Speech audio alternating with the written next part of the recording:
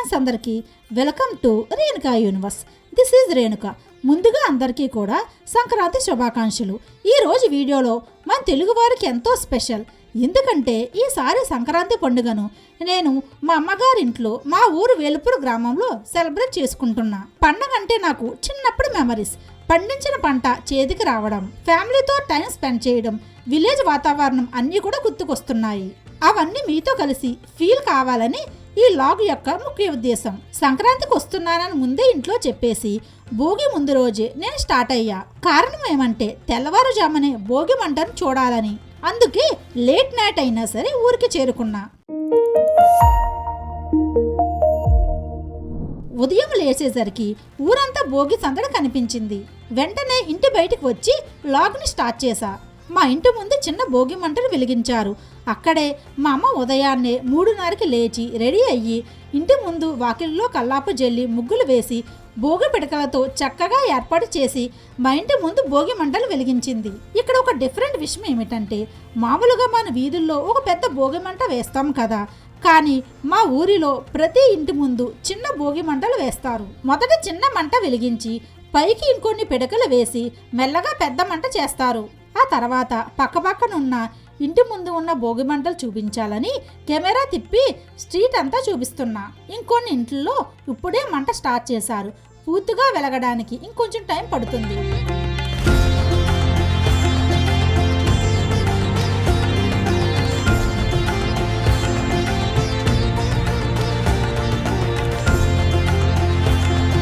అలానే ముందుకు వెళుతుంటే ఒక ఇంటి దగ్గర తాతగారు బామ్మగారు అన్నీ ముందుగానే రెడీ చేసుకుని మంట దగ్గర కూర్చుని మాట్లాడుకుంటున్నారు. ఇంకొక ఇంటి దగ్గర చూస్తే ప్రతి ఇంటి దగ్గర ఫ్యామిలీ అంతా కలిసి కూర్చుని ఉన్నారు.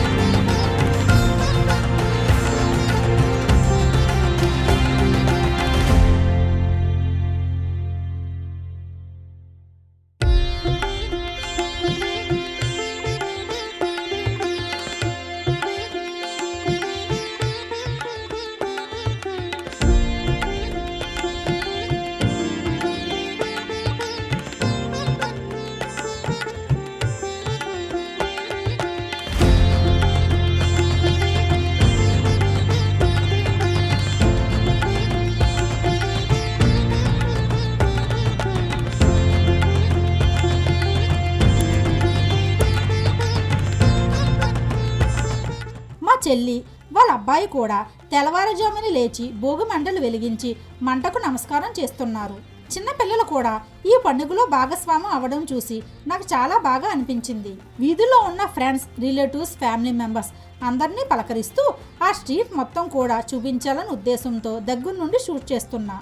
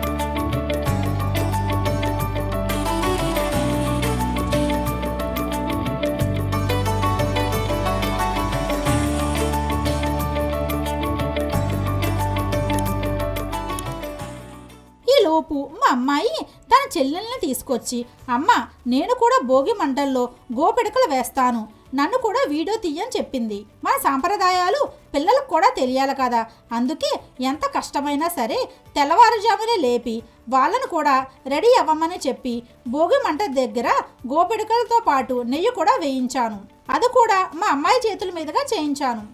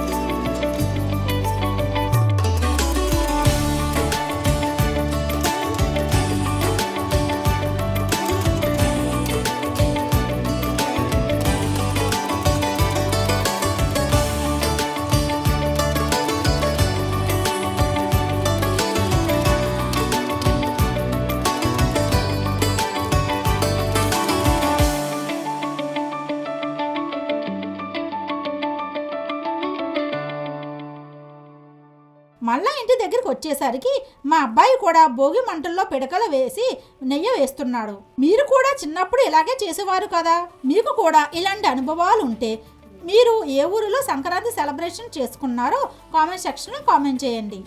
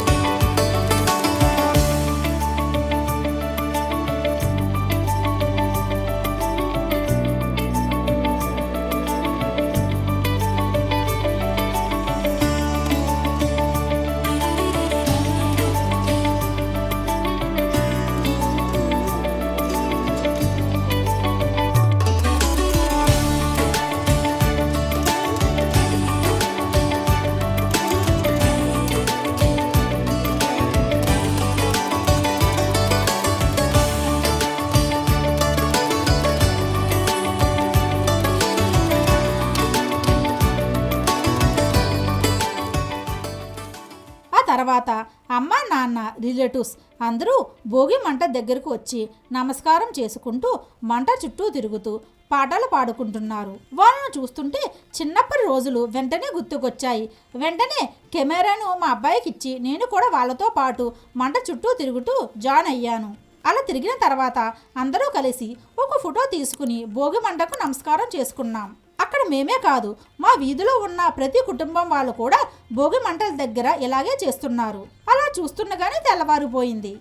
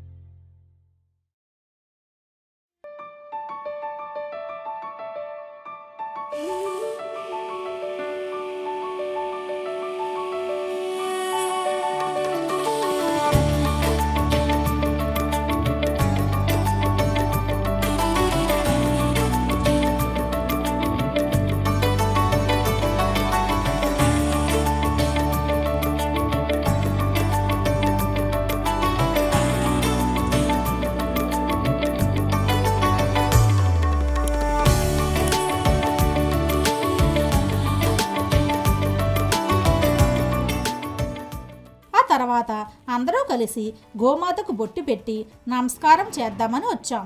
సంక్రాంతికి పశువులు పూజించడం మన సంప్రదాయం కదా. ఒక్కొక్కరిగా అందరూ గోమాతకు అరటి పండ్లు బెల్లం తినిపించి బొట్టు పెట్టి నమస్కారం చేసుకున్నాం.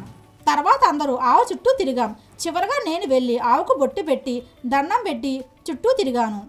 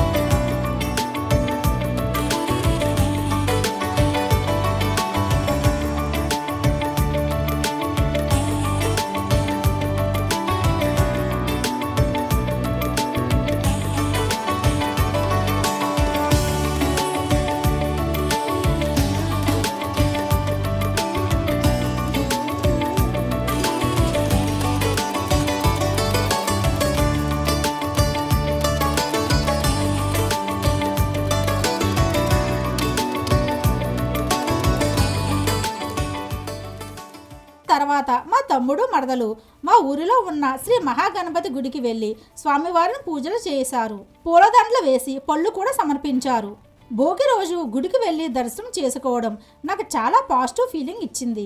మీరు ఈసారి సంక్రాంతిని ఎలా సెలబ్రేట్ చేసుకున్నారో కామెంట్ చేయడం మర్చిపోకండి. ఇలాంటి వీడియోస్ని మిస్ అవ్వకుండా ఉండాలంటే ఇప్పుడే ఈ ఛానల్ని సబ్స్క్రైబ్ చేయడం మర్చిపోకండి. ఇలాంటి మరిన్ని లాగ్స్ని మీ ముందుకు తీసుకురావడానికి ఎప్పుడూ ప్రయత్నిస్తూనే ఉంటా. అంతవరకు మీరు చూస్తున్నది Renuka universe. This is a Renuka signing off. Have a nice day. Happy Sankranti.